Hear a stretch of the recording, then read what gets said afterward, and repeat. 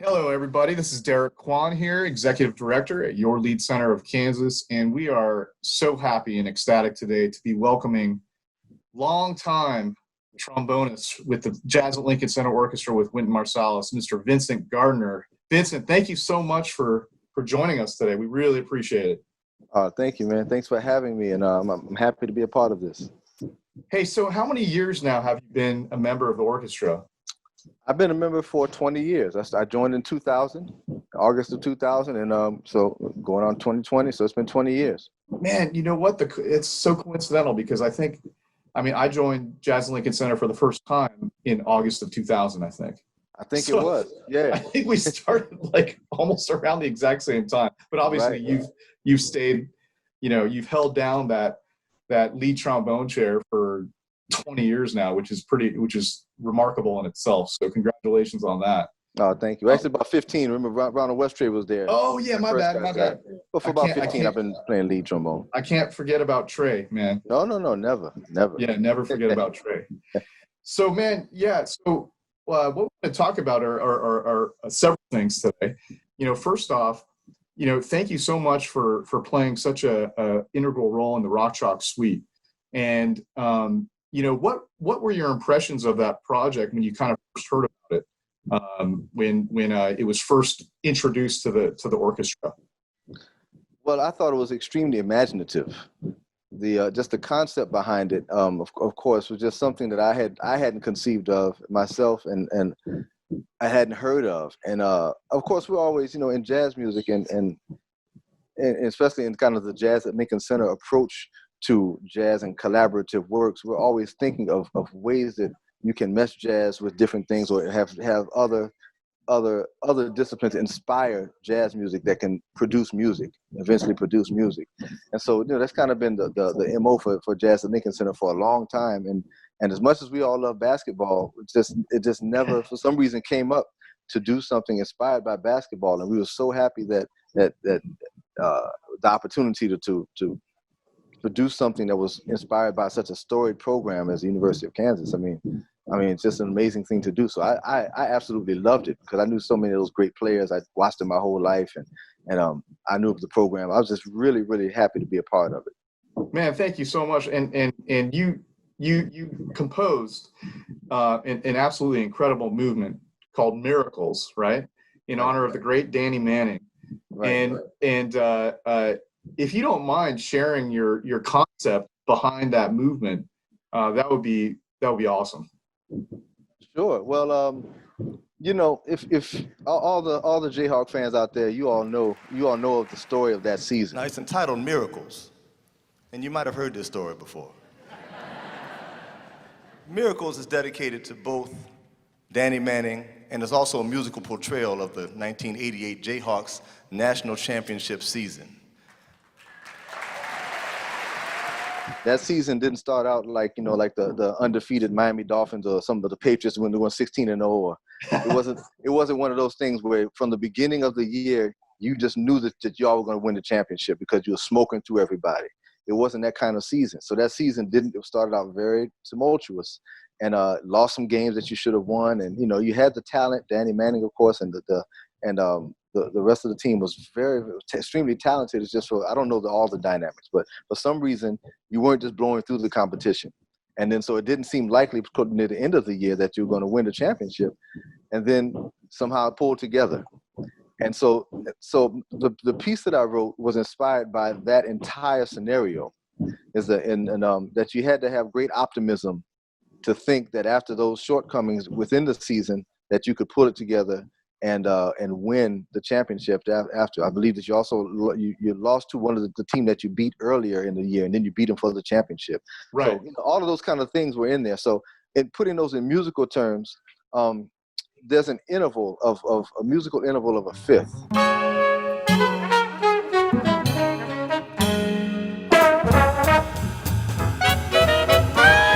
And the musical interval of a fifth, if you play fifth, it's a very open and it's almost non-committal to any one thing. And the sound of it is very open and, in my opinion, optimistic. And so it doesn't identify any specific tonality, major or minor. It doesn't do anything strongly that means one thing. It could be kind of anything. And so it was the sound to me of optimism. So I used that interval of a fifth all through it, in the bass introduction, in the melody. I just used fifths all through the thing to try to get that whimsical kind of sound of optimism, to portray the optimism that the team must have had going through that, and then finally pulling it off, to win the championship. They call the team Danny Manning and the Miracles, for a reason. Yeah. So I used that kind of whimsical and optimistic kind of sound of it to try to depict how that season went, and then ultimately what happened. Yeah, I love how the movement starts, in which there's this descending line, as if the season's kind of going downhill, right? Right. That's exactly it. Yeah. Yeah, and so it gives that sense of, but you never lose that hope. Yeah, that's right. The beautiful part. So yeah, man, that's a fantastic movement of it, and it really is one of the iconic moments of Kansas basketball history, and we're so grateful to you for memorializing that in such a beautiful and complex, but also very intricate and very meaningful way, in a musical setting, in a big band jazz setting. So thank you. It's my pleasure. It's my pleasure to write it and to get to try to depict that story. It's just an amazing thing. I remember watching. I was in high school. Yeah. So who was your team actually? My college team actually wasn't the Jayhawks, but right. But my college team was actually UNLV. I really liked Dr. Shark and the way he used to bite the towel on the sidelines, the whole time. I really liked UNLV all through college as my basketball team. So like the Larry Johnsons, the Stacey Ogmans, yeah, Greg Stacey Anthony. Ogman. Yeah, I was really a big fan of them all through the 80s. Yeah, man. That's great. Yeah, so to see KU kind of come out of, not really out of nowhere, but in a way out of nowhere after a tumultuous season, as you pointed out, it is historic. So much. And something that was really special about this project is that it was able to be recorded in a real natural setting of Rose Theater, Frederick P. Rose Hall. Can you talk a little bit about that experience of recording Rock Chalk Suite in House of Swing? Well, I mean, the House of Swing, of course, is the only room in the world that was acoustically purposed and tuned for jazz music, and so it has a special character sonically by itself. It's supposed to feel like jazz music is best heard in intimate settings.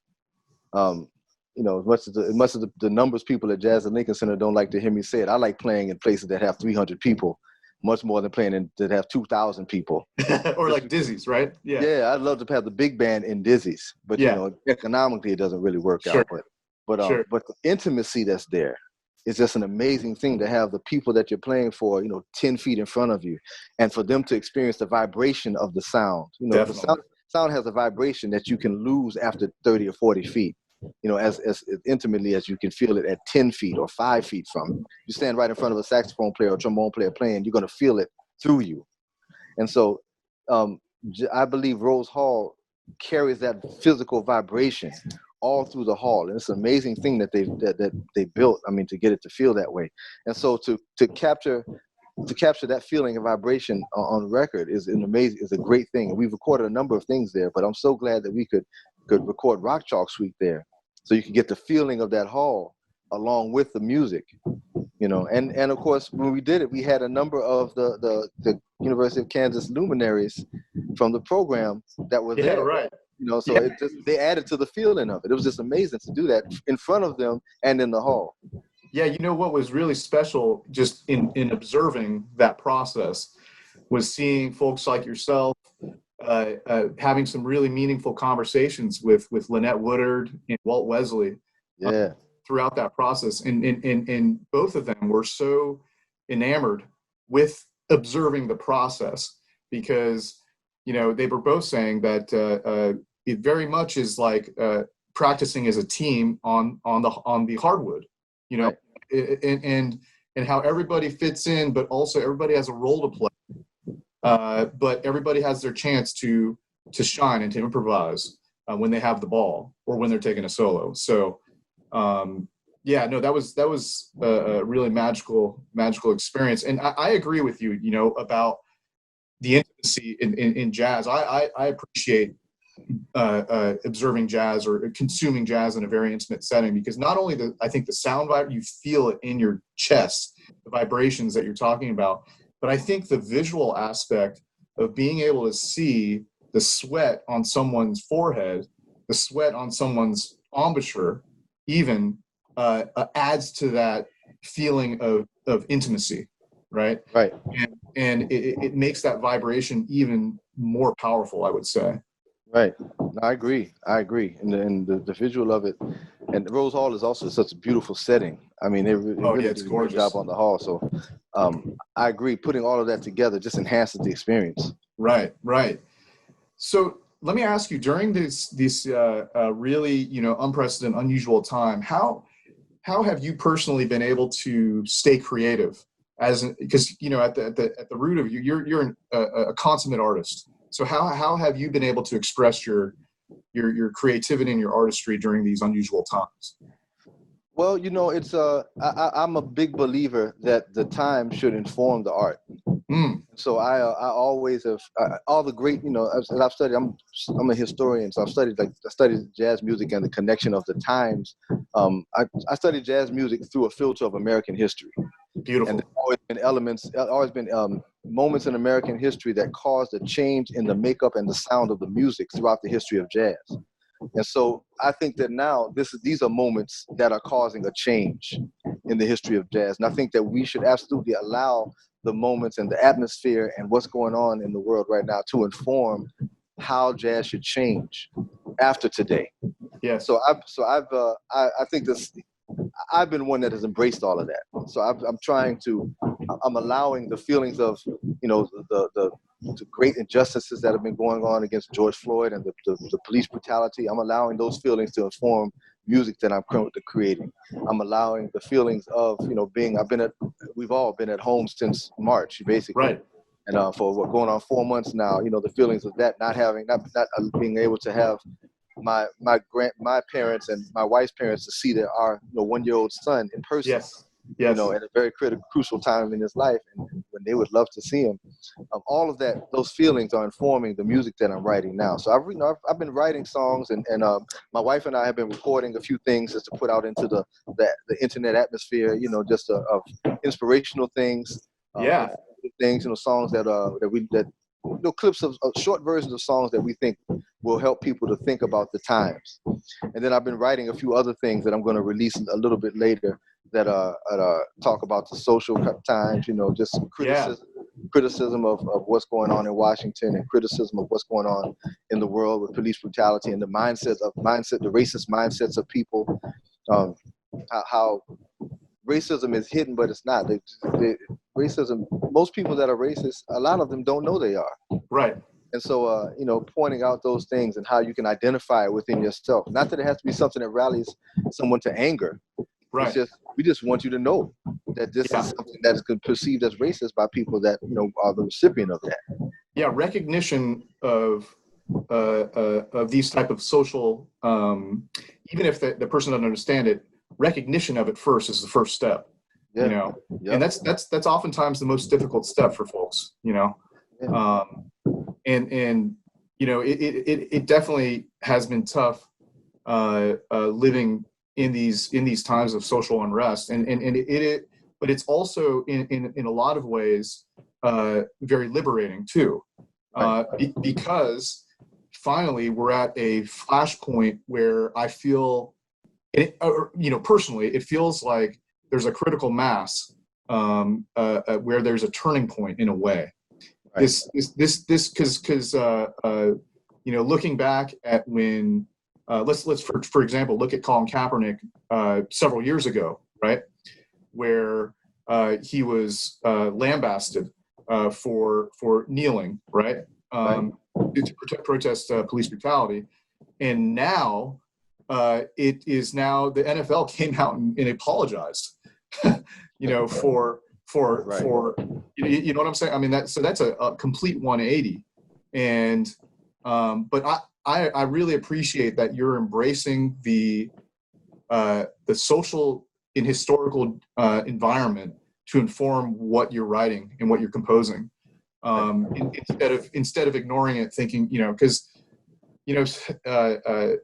some folks, they feel, it may feel like the best way to get through these kinds of things is to just kind of hope it goes away. But these types of things will never go away. And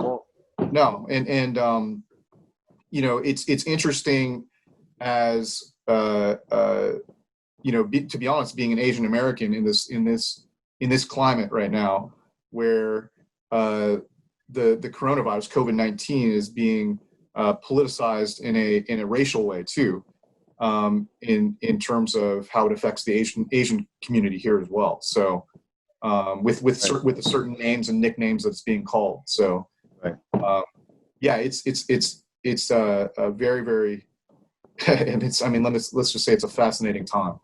Yeah, and, it's something. And I know that one of your major projects, and it's amazing. It's an amazing adventure that you've started where you live in Houston, right? You're in Houston right now, right? You're at home in Houston. Yeah, I'm in Houston. So I'm sure that the types of things we're talking about right now inform the type of programming that you are making possible through Jazz Houston.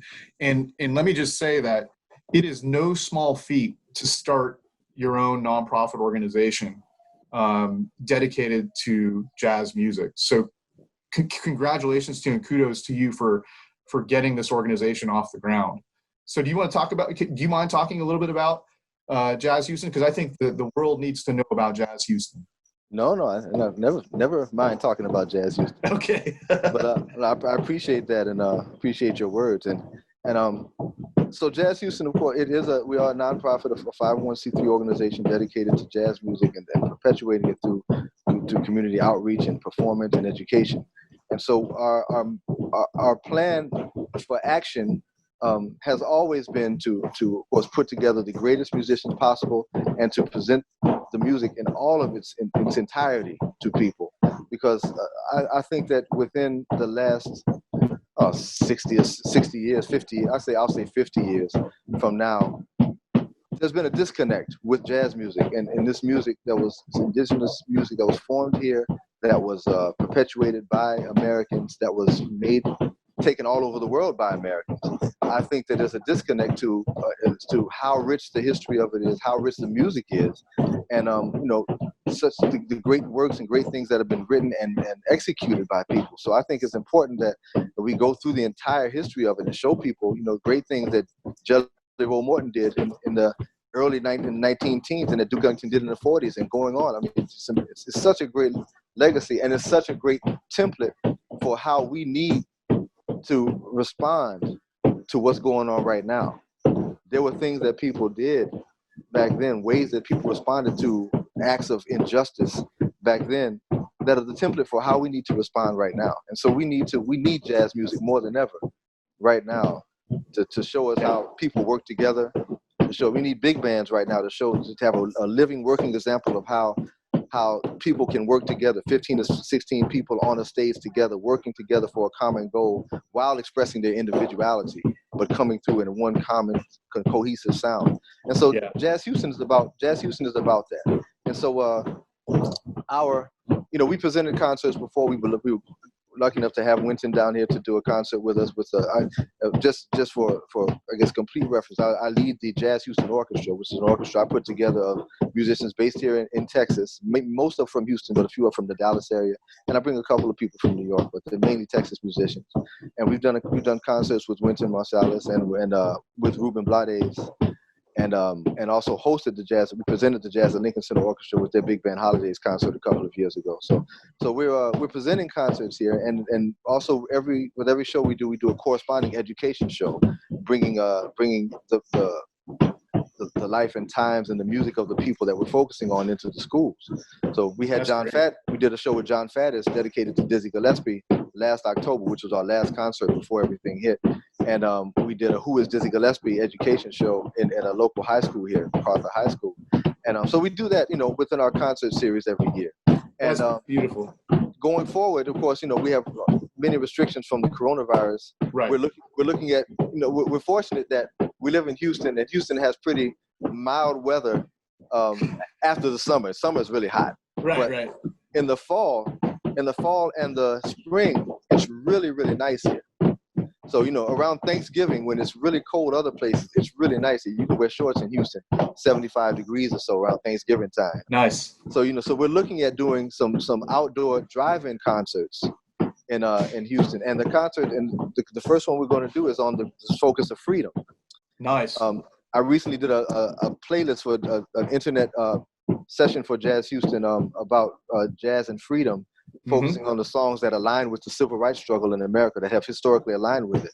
And we're working on doing a live concert of that music featuring great number of great artists and the Jazz Houston Orchestra. And we're going to do it in the parking lot of a huge church that's here.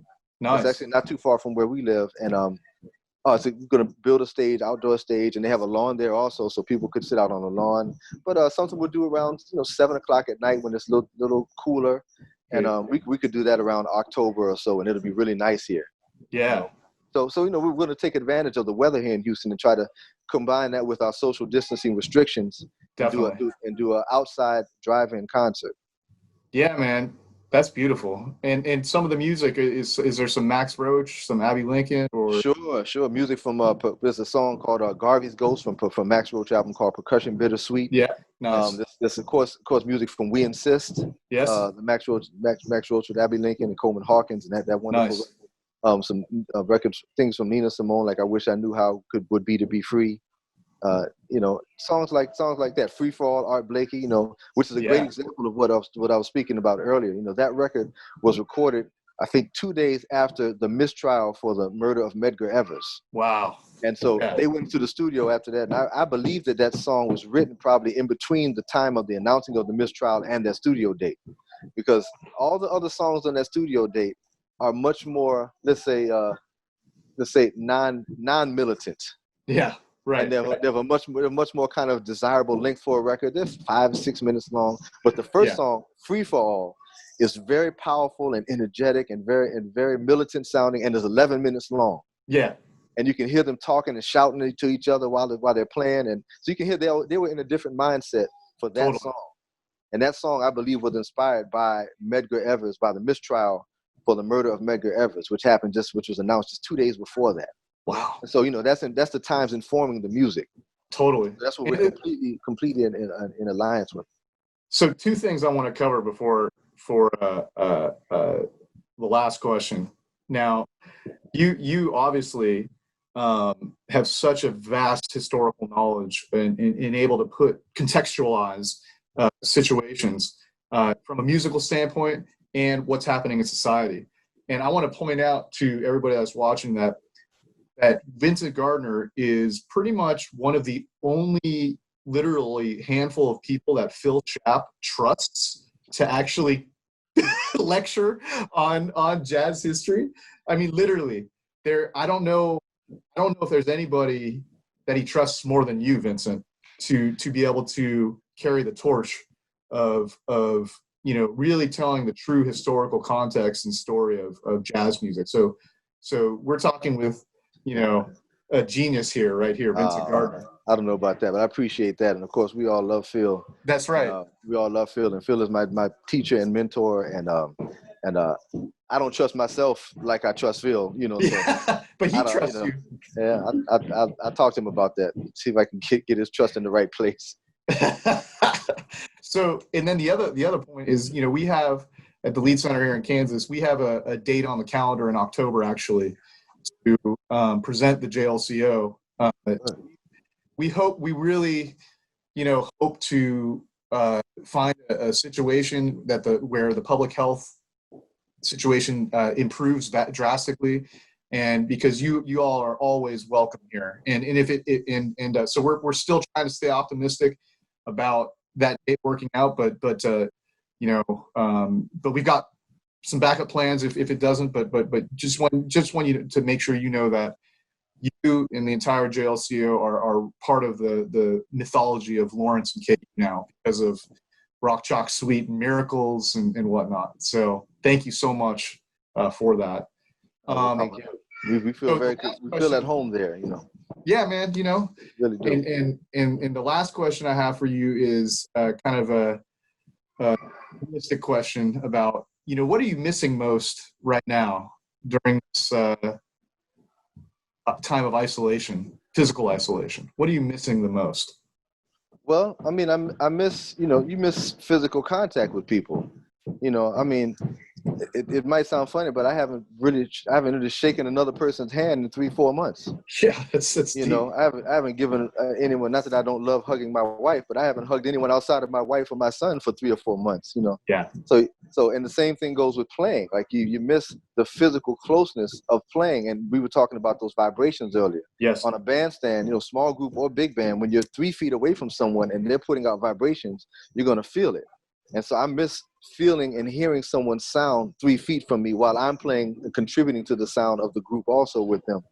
You miss that feeling of closeness and the vibrations, the collective vibrations that you get from playing with people. Yeah. So I missed that. I mean, I had a friend that had a birthday. Her mother had a birthday about a month ago here in Houston, and she asked us. They were doing a drive-by, you know, for the birthday. Had the police and a bunch of people and the friends went by. So we went by, and I took my horn and I played "Happy Birthday" for her out of the window. And man, it felt like a gig. So as I hadn't played for people in so long, I actually got out of the car, got out and played about 8-9 courses of "Happy Birthday" for her. Nice. And it felt so good to do it, man. It really felt like a gig just to play for someone that was, you know, 50, 60 feet in front of you, you know. So, yeah, man, I just, you know, I miss playing for people. And so, and I miss playing with people. And so that's like those are some of the biggest things that I miss. I can't wait to get back to. Somehow we have to get back to that. Yeah. You know what? And you're right. The whole world, the entire world needs that right now. There's no question that we need to get back to that as soon as we possibly can in a safe way. So yes. Vincent Gardner, man, thank you so much for spending time with us today. And man, all the best to you, your wife, and your almost 1-year-old son. And I can't wait to hear some of the new compositions that you've been working on with that have been influenced by everything that's been happening in society in the last few months. So I can't wait to hear that. And always great to visit with you, man. Love you, man. All right. Man, thank you, man. Love you too, man. Thanks so much for having me and then allow me to be a part of this. Okay, man. You take care. You too.